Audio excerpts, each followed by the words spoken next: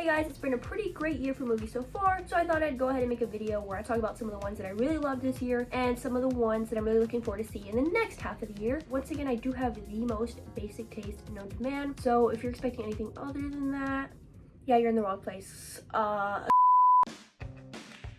This movie became an inside joke with my friends pretty much as soon as the first trailer was released. The phrase hopping made its way into all of our vocabularies. We absolutely lost it when the Fortnite collab was announced. And trust, we were bumping SZA's song from the movie. Safe to say we had some pretty big expectations, and man, it totally delivered. First things first, I just want to say it was amazing to experience an original story on the big screen like this. And with a packed theater twice, yeah, I loved it. It's such a cute original concept, and I love how it doesn't necessarily dumb anything down. It takes all of its themes seriously, and so it really is such a genuine and moving movie. I've seen some random moms on TikTok complaining that it was a bit too scary, but I personally disagree and say that kids need some character development sometimes. I think kids can be a lot smarter than we give them credit for, but not if you don't give them the chance to be. The characters are also great, and it's been quite some time since I've said that about an original Disney and or Pixar movie. And man, is it funny too. Look, when you've been making hopping jokes for like a month, of course you're gonna be hooting and hollering in the theater. And yes, we were hooting and hollering in the theater. Speaking of the theater, when a certain squish happens, hearing a collective gasp from 4-year-olds and grown adults alike on 2 separate viewings, hoppers, you got the sauce. All in all, it's a super great movie. Yes, Pixar has never really been gone, but I think this is their true return to form. I'm sure it'll be a future classic and staple in Gen Alpha's childhood memories.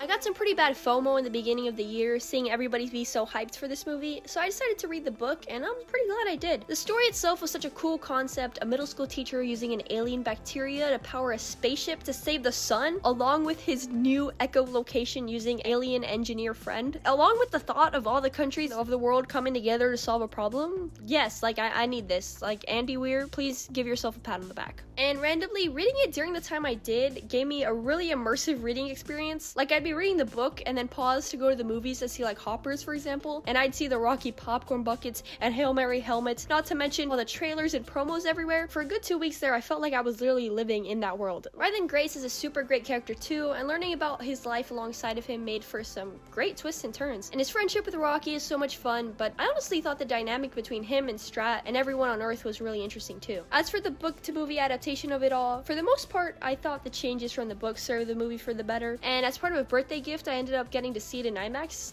and yes, all those colors were absolutely beautiful. And this is a step in the right direction for modern cinematography, I hope. And the grayness, please, like, I'm tired. Even though I knew the ending was coming, it still did hit me pretty hard, and just not an ending you'd think belongs in such a high-stakes, wild-scale blockbuster like this. But yeah, most of my thoughts on this movie have already been said by, like, countless others. But yeah, it's totally a future classic, and I think it's gonna be a staple of 2020's movies.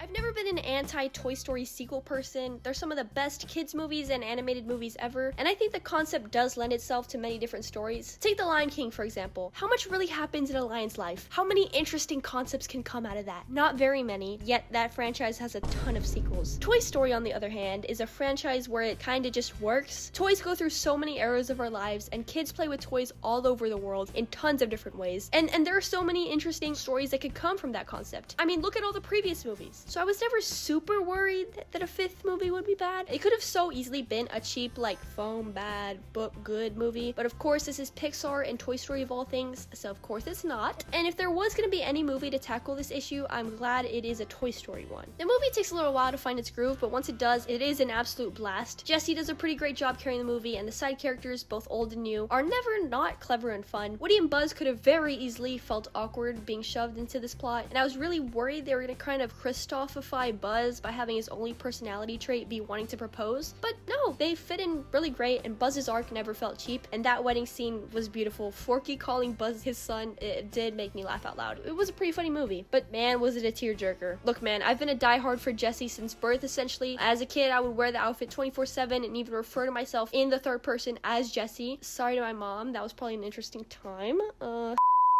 But anyway, to see her get her moment in this movie and all the callbacks to the second one and the note that Emily gave to her daughter, you might as well have just punched me in the face right there. Similarly to the point I was making with Hoppers, I really loved how this movie never tries to sugarcoat any of the issues it covers or act like they're issues that can even be solved. Like, there will be kids that can enjoy life outside of an iPad, and everyone eventually will outgrow their toys. And specifically, I really love that Bonnie's bullies never get a resolution or a redemption. She just realizes they aren't her people and moves on and finds a friend who is. It's a really powerful and realistic message that kids and adults alike can learn from. In the technological world we live in, it's kind of a disadvantage to not introduce your kid to it, at least a little bit, but I hope kids now and in the future can learn from Bonnie that technology should add to your life and not distract from it. Honestly, a lot of adults could use that lesson too. There's been a lot of talk about a potential 6th movie to complete a second trilogy. I love this franchise, so I know I'd enjoy that, but my only real gripe with that is Toy Story is such a great franchise that means so much to multiple generations, and I'd hate for it to be remembered as something that overstayed its welcome, but I guess we'll have to see on that part. It's time. This has to be BS.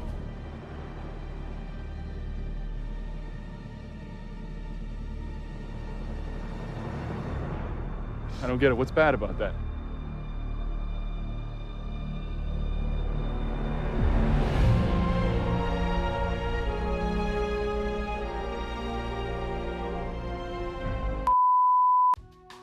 Okay, now it's time for the big one. A lot of you guys are probably only here for this, so let's get into it. This section is going to be much more of an actual review of the movie and not just me yapping like I've been doing, so it's probably going to be a bit longer. I don't know why I'm telling you guys this, as if you're going to be the ones that have to edit this. Anyway, I'm pretty conflicted about this movie, so I'm going to divide this section into a more objective part and a more subjective part. Let's start with the more objective side of it. I've been talking about this movie both on this channel and in person for over a year now, and that of course comes with talking about its source material, Supergirl, Woman of Tomorrow. It's my favorite comic ever, a beautifully written, clever, and emotional story about my favorite superhero. But this movie, it is not Woman of Tomorrow. And I don't just mean that it's not a one-to-one adaptation. I mean that it's missing so much of the core of what makes the comic work so well. The change that stands out to me the most is Kara's backstory on Krypton. In the comic, it's beautifully written and quite the tearjerker. You watch her do everything she can to help her people, but inevitably lose everything she has ever known. And to top it all off, the issue ends by letting us know one last thing, that she was only 14 years old by the time it was all over. Even if you're familiar with her backstory, the way it's shown in the book makes for such a moving experience. In the movie, it's still very sad of course, but it just plays it safe. First of all, they make Superman chronologically older than her, which is like, why? It's a choice. Make another one. Such a fun part of their dynamic as cousins is Kara taking care of him as a baby, only for that to be flipped on its head when she gets to Earth to find him fully grown while she's still a teenager. Speaking of her age, they age her up significantly. If the movie takes place around her 23rd birthday and Clark has been Superman for 3 years, the absolute youngest she could have been sent away from Krypton was 19. And on top of that, they have her be born on Argo City, so Supergirl in this universe never got to experience Krypton in its true form. Part of what made that issue of the comic so captivating is the shock of Krypton's destruction being 10 times more traumatic and horrible for Kara to experience than you could have ever thought. And also, she was a literal child throughout it all. I know the whole Argo thing is her original pre-crisis origin, but I mean, there was a reason that was eventually retconned, man. It's boring. Part of Kara's charm and contrast from Clark is that she's a teenager. She's already young and immature as it is, but now she's thrown into a completely different world, whether that be in an orphanage or an adoptive family or getting kidnapped by the Amazons. Her having to both grieve everything she's ever known and learn to adapt to the world in front of her is such an interesting part of her character. And all this to get to my main point and main gripe with the movie. They had all the materials right there. Kara is such an interesting character when done right, and I was so excited for this to be her big moment where she is finally done right, and they just didn't. I know I've been drawing back to the comic a lot, and a big reason I think it's so beloved is because of how different it feels. It took Supergirl from a whole new perspective, both literally and figuratively, and told its fresh emotional story in a way that I haven't really seen a comic ever do. Every time this movie goes against that mindset and decides to stick to a predictable superhero movie formula, it loses what makes its story so special. But fortunately, I don't think there's an overwhelming amount of that. The movie does have a lot of great and fresh feeling things that I think it does really well. Of course, I have to bring up Kara. Millie Alcock does an absolutely fantastic job portraying her, and the character herself is so genuine and likable and exactly what Supergirl should be. Completely random and irrelevant, but I love that she says the phrases "not my circus, not my monkeys" and "freaking nerd," because those are like staples of my vocabulary. You know Supergirl. Well, of course I know. Supergirl. It's me.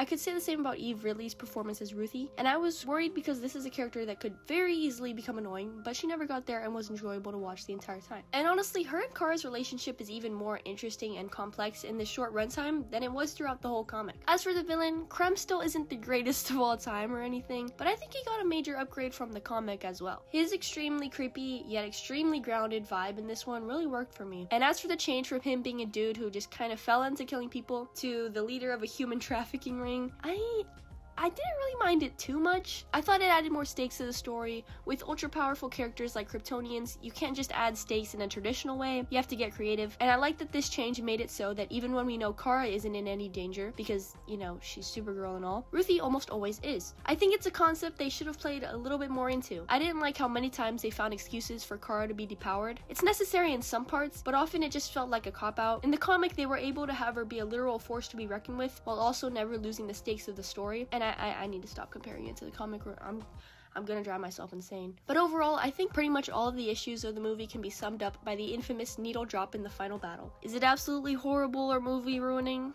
No. Is it aggravating because it could have so easily been done better? Yes! Not to harp on it, but the fact that in the final trailer, they made this moment so cool.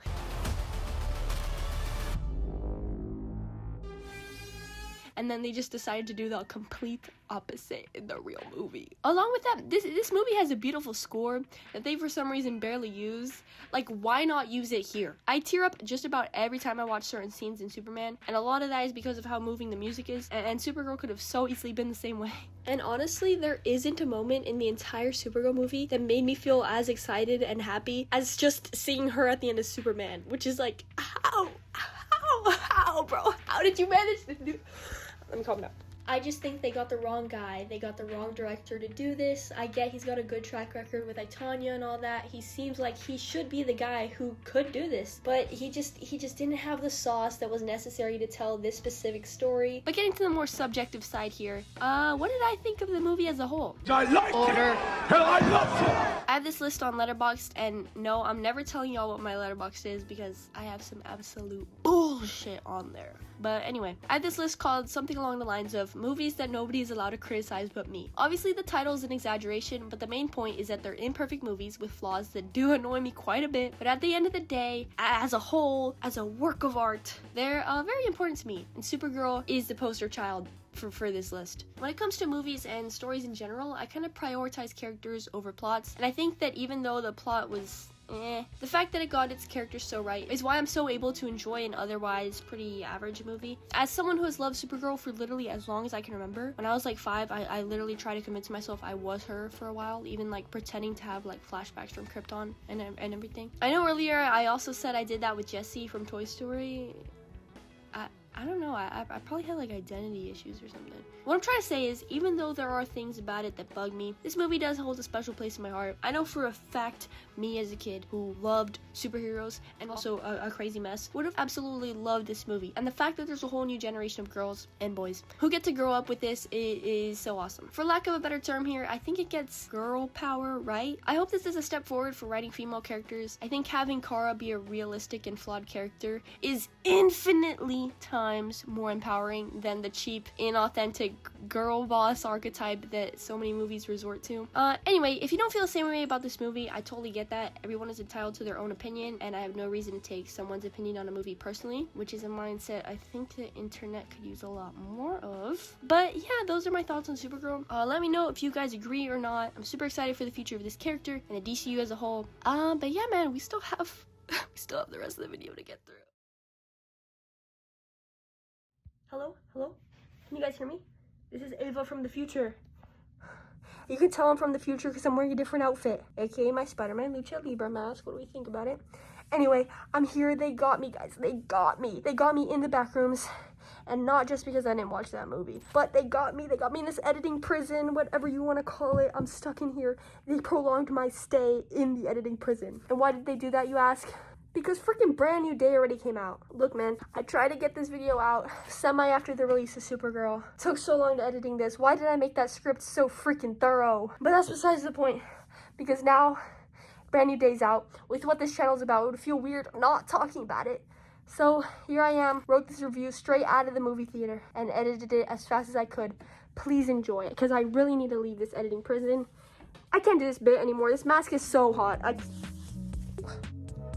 I'm a huge Spider-Man fan, as some of y'all probably know already, and Tom is my favorite movie Spider-Man. My all-time GOAT has to be the PlayStation 1, though. I just love that dude so much. Anyway, this movie is exactly what Tom's Peter needed. I love the Home trilogy, and I think Homecoming specifically was exactly what the character and the MCU needed at the time. But that era of the character is over, and honestly was over a few movies ago. I mean, is it a crime to just want to see a friendly neighborhood Spider-Man? Well, this movie proved it's not, and is already my favorite Spider-Man movie, and it really revitalized the character in a way. I think what the MCU Spider-Man had been lacking was the chance to let Peter shine on his own, and that's what makes this one so great. I loved all the side characters, and I'll get to them soon, but focusing on him dealing with both his internal and external struggles made him feel so much more genuine than in any of his other appearances. Not to mention all his great fights, genuinely some of the best in the MCU. His whole new arachnid DNA stuff was awesome, and yes, I did notice some of those PlayStation attacks he does. Genuinely like the coolest stuff I've ever seen. The movie looks so great in general, the suit is so beautiful, and I especially love how the raised webbing gleams in the light, and all the shots of New York at night specifically were enough to make a grown man cry.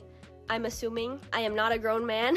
Punisher was super fun, Hulk was awesome, great way to bring back the classic Hulk, and Peter's dynamic with MJ and Ned was so captivating, and was really the thing that had me and the rest of the audience on the edge of our seats. Even though he felt like it was what was best for her safety, I always thought Peter not telling MJ the truth is the exact opposite of what she would have wanted, and kinda removes her say in the matter. I'm really glad they treated the whole Peter-MJ relationship with the level of complexity the situation called for. Yelena was a great addition, and her and Peter being friends made all my middle school dreams come true. I really love Jean Grey, and I will admit the X-Men are a gap in my superhero knowledge, and I have a whole rant about them later in this video. Still though, I was really interested in her whole arc, and she made for a really fun antagonist slash anti-hero. Hope the future MCU X-Men endeavors keep to the same level of quality that she had here. As much as I love him, I've been in a DC headspace for a while, and with Marvel's future looking bleaker and bleaker, Spidey's been kinda on the back burner in my mind. But this movie totally reminded me why I love him so much. It's the most fun I've had with a movie for a long time, and definitely a contender for just like the coolest movie ever. I love you, Spider-Man Brand New Day. And getting to experience a super spider summer, so peak, I can't. I've been a huge Hunger Games fan for almost half my life now, and Sunrise on the Reaping has been one of my most hyped movies since the second it was announced. This franchise is the epitome of what the dystopian genre should be, and this new book is one of my favorites of the whole series. It was super good and tackles so many different issues, and I can't wait to revisit this whole world on the big screen in November. I have a general understanding of the story of the Odyssey. Shout out to my friend Hector for making me watch that 2-hour musical. That was definitely an experience. I don't really have that big of an idea of what to expect, really. I'm really just excited for the concept of a Nolan movie with all these stars that is adapting a beloved classic story. Just the thought of that seems really cool. Again, seems like a movie that will be a staple of this decade, and yeah, I'm ready for that and I'm excited.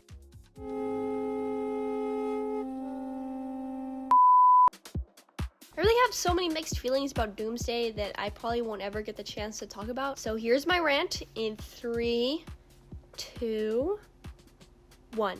By Infinity War and the end of the Infinity Saga, we had 3 heroes with complete trilogies, 2 team-up movies, 2 movies with the Guardians, and essentially every standalone hero had at least 1 solo movie. Not that that saga was perfect by any means, but you could tell that they always had some sort of direction for the overall story and important characters. But I haven't felt that at all for the Multiverse Saga, which is so disappointing because they have so many great new characters and stories at their disposal, but they just refuse to use them for some reason. For example, my favorite new character and pretty important figure in this whole saga, Yelena Belova, has only been in 3 projects, which doesn't sound that bad until you remember these projects included the secondary role in a movie set in 2017, a cameo role in 3 episodes of a series, and a team-up movie.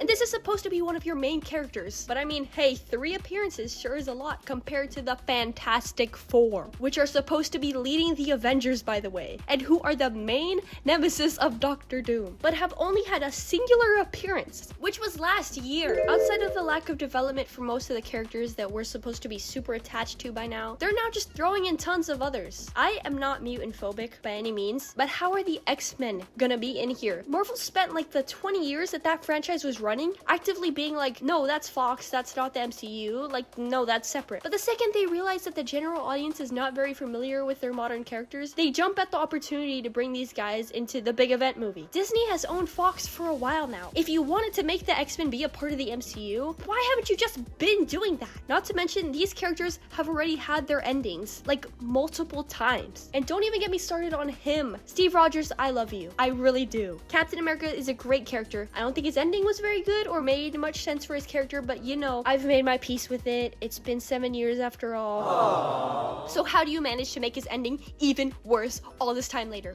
I just think it's so cheap for you to spend all this time introducing new characters, albeit not introducing them very well, and then to drop all that for the lowest hanging fruit nostalgia bait, bringing back a character who had his ending 7 years ago, and on top of that has a successor. I need to calm down. I'm naturally a very optimistic person, but the fact that they just drop the ball in so many different ways does disappoint me quite a bit. All that to say, I am still really looking forward to it, of course. There are a lot of characters I still love and I'm really excited to see again. I'm very hyped to see what it means for the MCU as a whole, and I know I'll have a fun time no matter what. And if you're super excited to see it, and the X-Men, and Steve Rogers and all that, all the power to you. I don't want to ruin anyone's fun. I just had to share my thoughts on this movie because, like, boy's in an interesting situation. But really that's all I got. And I'm recording this outro as a voiceover, which is different for me because I've never done an outro as a voiceover. So I'm gonna go ahead and end it because I don't know what else to say, but subscribe. Thank you for watching.